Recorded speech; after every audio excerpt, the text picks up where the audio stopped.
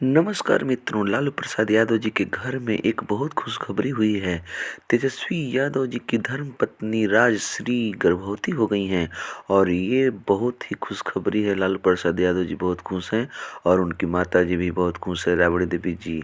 स्वयं तेजस्वी यादव जी बहुत खुश हैं और बोल दिए हैं अपने प्रशंसकों के लिए कि हमारे घर में खुशखबरी होने वाला है।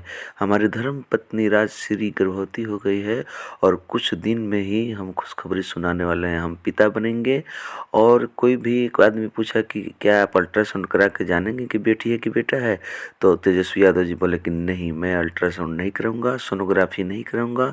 मेरा बेटा है कि बेटी है, कोई भी होगा जो आएगा उसका स्वागत है।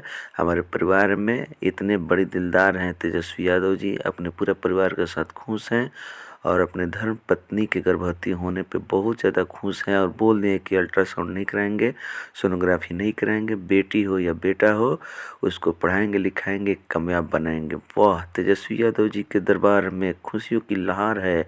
हमारे तेजस्वी यादव जी को सपोर्ट करें और चैनल को सब्सक्राइब करें। धन्यवाद।